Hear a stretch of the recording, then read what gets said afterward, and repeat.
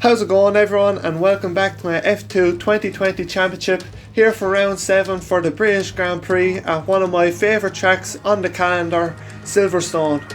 And as you can see there, wet tyres on the car, because for qualifying, just like it was in Austria, the heavens have well and truly opened, but luckily for the feature and the sprint race this time it will be dry. So with that, I'll let you look at the lap.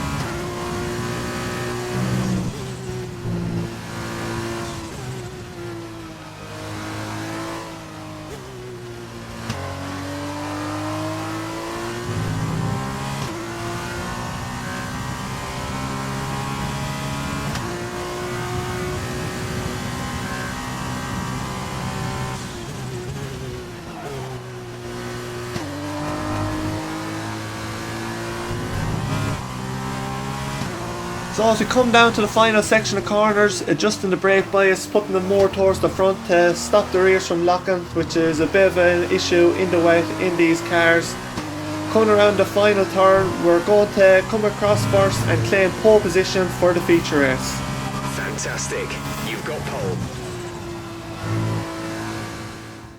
So as I said, I claim pole position, barely edging out Jehan Daruvla by 0.012 seconds, with Schumacher in third, followed by Piquet, Sato, Markelov, Aiken, Drugovic, Samaya and Luca Giotto rounding out the top 10. And hello to everyone joining us here in Silverstone this weekend as the drivers make their final preparations for today's race. The grid is forming up and we're getting ready for what promises to be a real spectacle.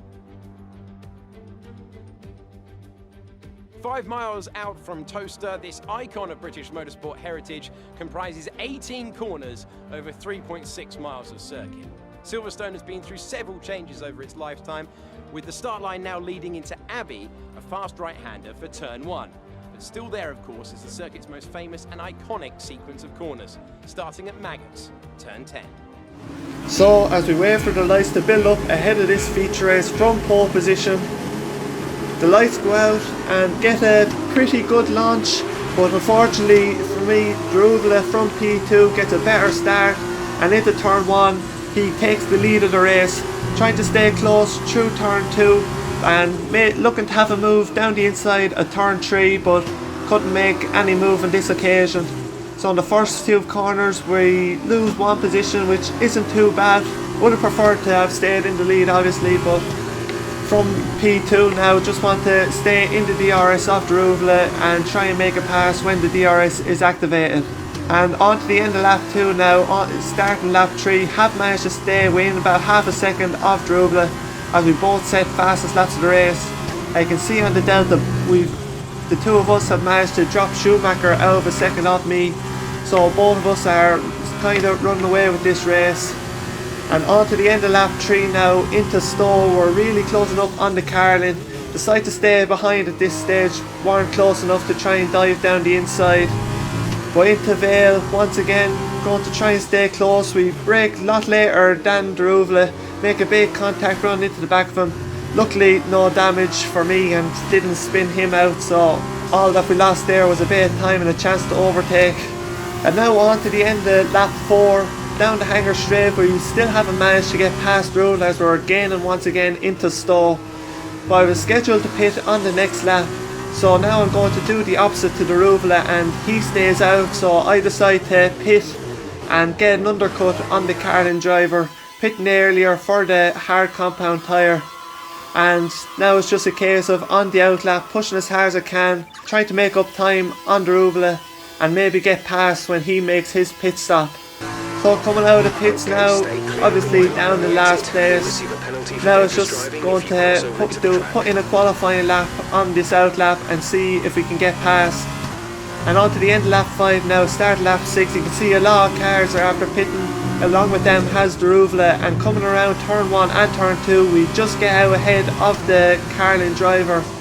I'm going to stay on board now as we get to the Wellington straight when the Delta sorts itself out, and just see how much time we've gained from that undercut. As you can see, we're about 1.5 seconds ahead, so the undercut there in one lap has gained us about 2 seconds. And on the end of that lap then, everyone else has pitted and we're well ahead of all of them, and our gap to Daruvla now is 1.7, 1.8 seconds. So now with clean air, really able to push on lap 8 to set a fastest lap of the race. And once again then, a few laps there on the end of lap 10 we set another fastest lap, going on to lap 11, and on lap 11 then we again set a new fastest lap, so just setting fastest lap after fastest lap. And on to the end of lap 12 now, we've pulled out a 7.5 second gap to Daruvla behind, but Marcus Armstrong retires from the race and that brings out a safety car. So that gap we've worked hard to build up since the pit stops has been taken from us. As you saw there, and teammate Joe is retired as well. But the safety car came in the same lap that was brought out, so not very long. And luckily for me, since there's not too many laps left in the race, the DRS won't be enabled, so hopefully there won't be too much of a threat from Daruvla or any of the other cars behind. And as we go green, get a pretty good start and exit out of the final corner, and about half a second ahead of Daruvla, and into turn 2, turn 3 there's no threat from the car behind, as on the end of that lap we once again set a new fastest lap of the race, and we've already pulled out 2 seconds to Daruvla. As we come around the final turns on the final lap, we've pulled out over 2.5 seconds to Daruvla as we claim a dominant victory here in Silverstone. Then out onto the podium at the end of a thrilling race. The drama and excitement are over, and it's time to let it all sink in. Congratulations to our top 3 today.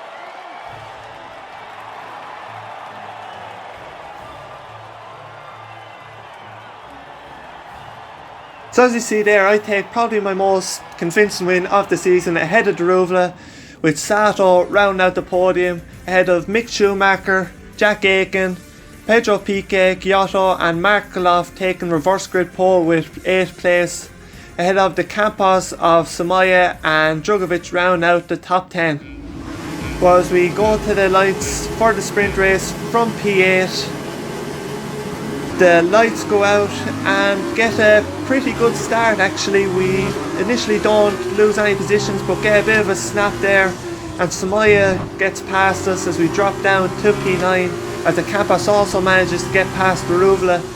Into turn 3 we go down the inside of the Carlin driver, and into turn 4 he manages to stay ahead of us. Try to get a wider line to get a good exit onto the Wellington straight. Unfortunately can't do anything at this stage, as down the Wellington straight in the slipstream of Daruvla, look to try and maybe go around the outside of Brooklands, but can't do anything there as we take a wide line to hopefully get a good exit through Lutfield, but Drugovic tried to go down my inside so couldn't get the cutback on Daruvla as we go through turn 8 down the old pitch straight into Cops, probably one of my favourite turns on the Formula 1 calendar. Try and get a good run through here towards Maggots and Beckett's, but not really making up much time on Daruvla, and can't make a move through Maggots and Beckett's. It'd be a bit risky, especially at the start of the race when there's a lot more lose than there is to gain. Bow of Chapel we get a good run down the Hangar straight in the slipstream of Daruvla, as he also has the slipstream of Samaya.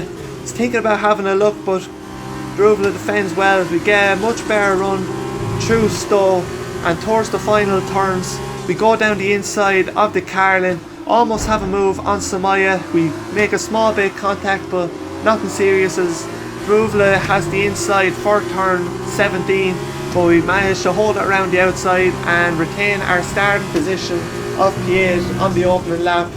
As now through turn 1 and turn 2, get a much better run than Samaya, and into turn 3 we dive down the inside of turn 3 and make a pretty easy move on the Campos driver. So in the first 2 laps we move up 1 position into P7. As skipping on to lap 3 now, DRS has been enabled and we're behind the Prema of Mick Schumacher. As down the hanger straight in the DRS and the slipstream, he also has DRS, though don't gain too much. And through stall we go a bit wide to get a better exit, and once again into turn 16 we go down the inside side by side with the German. He has the inside for this right hander, but we hold it around the outside of the final turn and we move up into P6, and that overtake was perfectly timed. As you can see is yellow flag behind me there, and just a few cars later Lungar retires from the race and the safety car is brought out.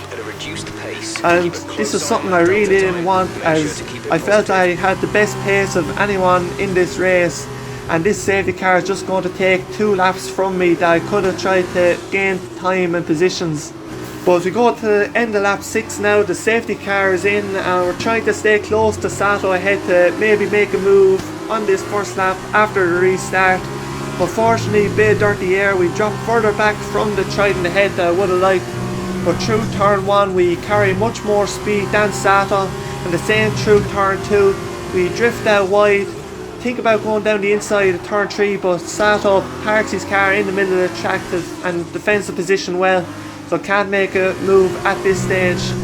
But onto the very next lap, same situation through turn 1 and turn 2, carry much more speed, and this time into turn 3 we're fully alongside Sato, so he can't defend like he did on the last lap, and we make the move up into the top 5. And with 3 laps left, I don't think there's many more positions that we could be able to gain, but still hopeful that could maybe get a podium, as through Maggotts and Beckett's on lap 9 we're behind the Campos of Jack Aiken.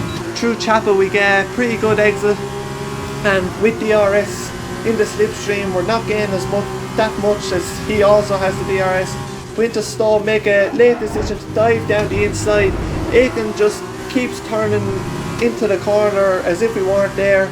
As you're going to see on this replay, we're well alongside by the time we get to the apex and just continues to turn in, but we get the move done anyway.